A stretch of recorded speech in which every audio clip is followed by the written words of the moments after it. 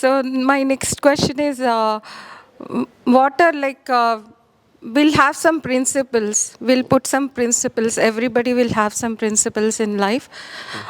So should we always stick to the principles what we set? Are they really important? And should we change at times? We might be forced to change them. Should we change them or just blindly stick to them, whatever happens? Yeah. Thank you. సరే, ఒక question అయితే నేను తెలుగులో చెప్తాను. First మనంగా కొన్ని principles అని పెట్టుకుంటాం కదా, ఇలా ఉండాలి అలా ఉండాలి అని. అవి అలా ఉంచాలా, వాటిని బ్రేక్ చేయాలా అని అడిగారు. ఎందుకంటే ఈ ప్రిన్సిపల్స్ అనేటివి మీరు ఒకసారి కనుక చూస్తే, చిన్నప్పటి నుంచి కూడా మీకు ఎన్నోసార్లు ఇవన్నీ మారిపోయాయి. ఏవి మీతో లేవు. మీరు చిన్నప్పుడు ఉన్నట్టుగా ఇప్పుడు లేరు. అప్పుడున్న ఆలోచనలు ఇప్పుడు లేవు. గోలికాయలు ఆడుకుంటేనే ఆనందంగా ఉండేది, హాయిగా గప్పాలు కొట్టుకుంటే అటు ఇటు తిరిగితే సూపర్గా ఉండేది. కానీ ఇప్పుడు అది ఆడరా అంటే పో, నా వల్ల కాదంటాడు. అలాగా ఒక ఏజ్ వచ్చినాక ఇంకా వేరే ఏవో నచ్చాయి, వాటిలోనే ఆనందం ఉండేది. ఇప్పుడు అడిగితే అబ్బా అదంతా వేస్ట్ రా, టైం వేస్ట్ చేశానంటారు. మరి ఈరోజు ఉన్నది అడిగితే కొందరు ఈరోజు ఇది సూపర్గా ఉందంటారు. ఒక 20 ఏళ్ళ తర్వాత నేను మళ్ళీ మిమ్మల్ని ఇదే క్వశ్చన్ అడిగితే ఇదంతా వేస్ట్, అంతా దరిద్రం, ఇదే కరెక్ట్ అంటారు. దీన్ని బట్టి మీకు ఆలోచన ఏంటంటే, ఈ శరీరము, ఈ మనసు, మన ఆలోచనలు ఎప్పుడూ మారుతూనే ఉంటాయి. విన్నారా? ఎప్పుడూ ఒక రకంగా ఉండవు. ఈరోజు ఉన్నట్టు మీరు రేపు ఉండలేరు, రేపు ఉన్నట్టు ఎల్లుండి ఉండలేరు. అది మన తత్వంలోనే ఉంది మార్పు. మార్పు లేకుంటే జీవితం లేదు.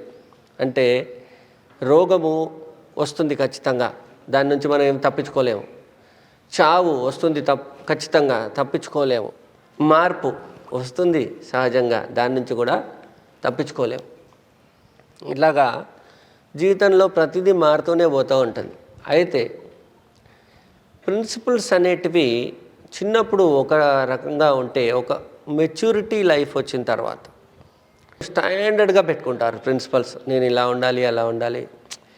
ఈ ప్రపంచం అంతా ఎలా ఉందంటే,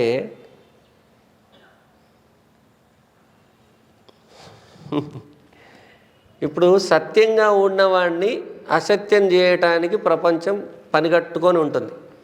నువ్వు ఎంత సత్యంగా ఉన్నా కూడా ఒకరోజు నువ్వు అసత్యంగా మారిపోవాలిరా, ఇంకా తప్పదురా, నేను సత్యంగా ఉండకూడదు అని వానికి వాడే చెప్పుతో కొట్టుకొని అసత్యంలో మారిపోయే వాళ్ళు చాలామంది ఉన్నారండి. గుండెల మీద చేతులు వేసుకొని చూసుకోండి, ఇది నిజం. కానీ అసత్యంలో ఉన్నవాడిని ప్రపంచంలో సత్యంగా మారవాలంటే చాలా కష్టం.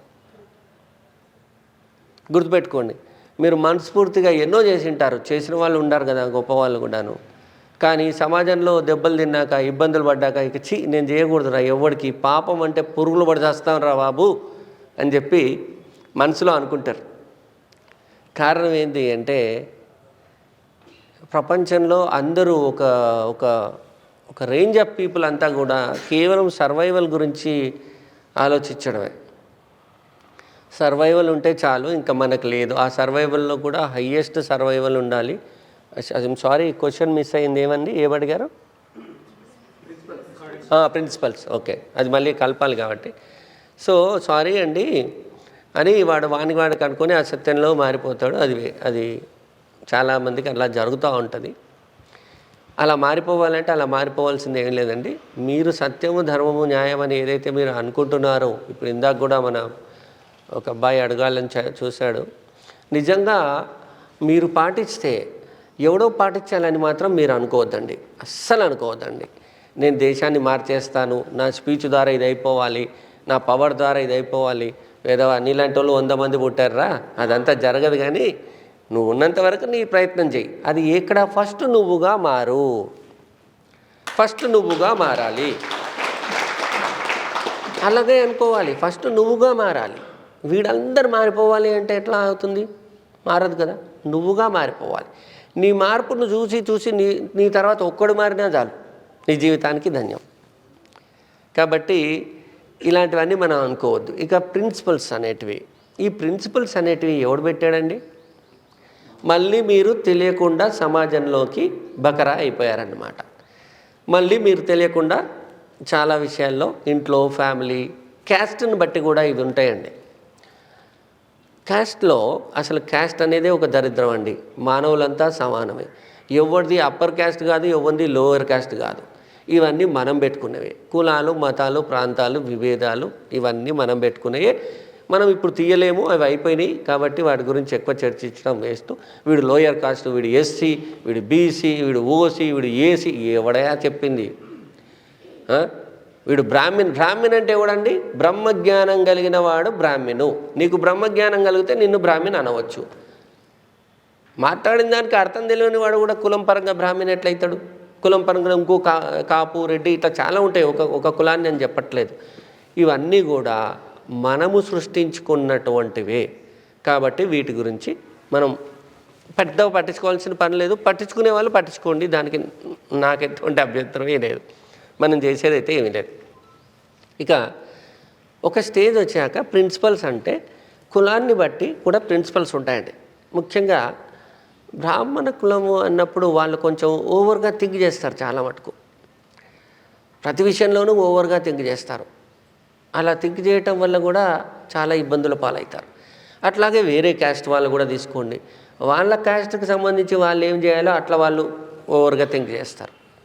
అయితే ఏమి ఎట్లా చేసినా కూడా ప్రిన్సిపల్స్ అనేటివి పాటించాలా వద్దా, అసలు ఇవి పెట్టుకోవాలా వద్దా అంటే నిజంగా గనక మీ ప్రిన్సిపల్ వల్ల సమాజానికి కనుక బెనిఫిట్ అవుతుంది, మీ వల్ల 100 మంది 1000 మంది బాగుపడుతున్నారంటే అది ఖచ్చితంగా మీరు పాటించాల్సిందే.